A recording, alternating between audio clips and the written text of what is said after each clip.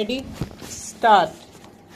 Mr. Deputy Chairman, Sir, the Honorable Minister of Trade and Commerce has made a statement yesterday on the 9th Ministerial Conference of the WTA at Bali. Before I come to the specific clarifications and queries, I wish to make just a brief point on the manner in which the old adverse agenda of the WTO against developing countries seems to have come back.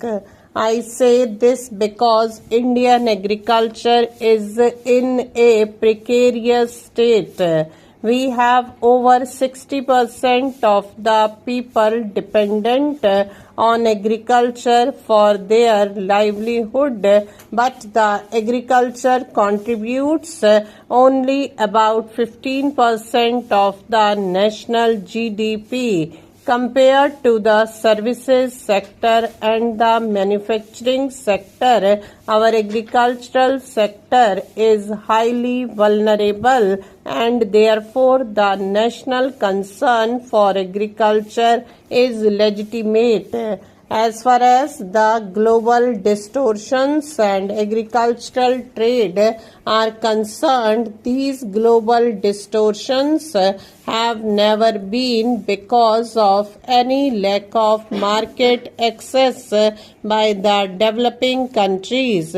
These have essentially been on account of subversion of global agricultural trade and on account of high subsidies by the developed countries, particularly the United States of America and the European Union. Sir, the original agreement on agriculture, which was entered into in 1994 itself, is loaded against the developing countries. It is loaded against the developing countries. The states are giving subsidy on power.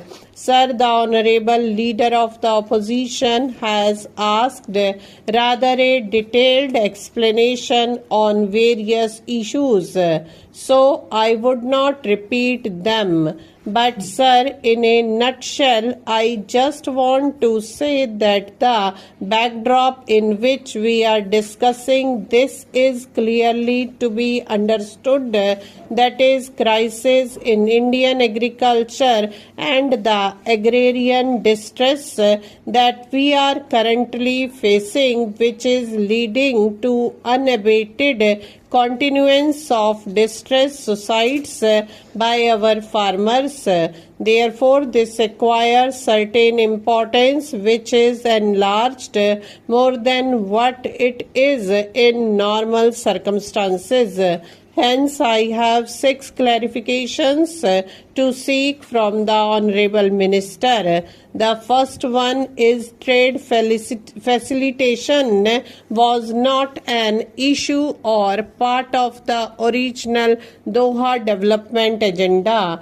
In this Doha round, which is an ongoing process, how did India agree to trade facilitation without any forward movement on any issues mentioned in the Doha development agenda, and how the government gave a legally binding agreement, that is trade facilitation, to get a temporary solution on food security. I do not want to elaborate the temporary nature, as the Honorable Leader of the Opposition has already mentioned about it.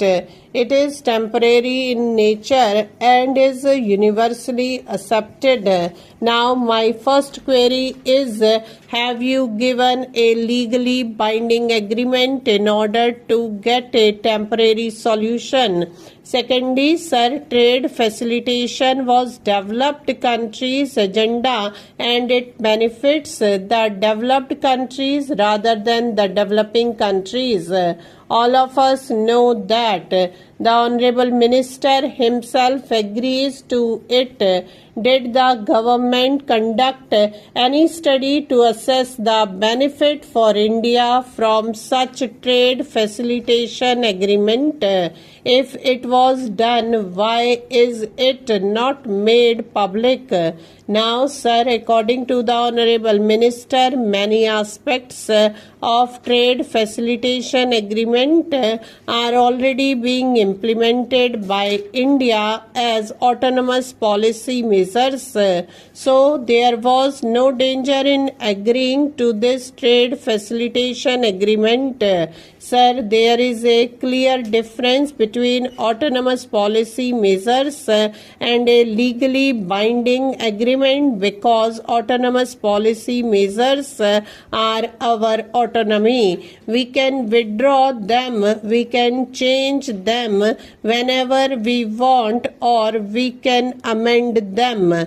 But the moment it is a legally binding international agreement, we are bound by it. So, through this agreement, India has legally locked its policy measures and submitted itself to the WTO's disputes settlement mechanism. That is how I read it. In other words, if we ourselves are implementing these measures, why do we need a legally binding agreement which will bind us in future and open to disputes mechanism?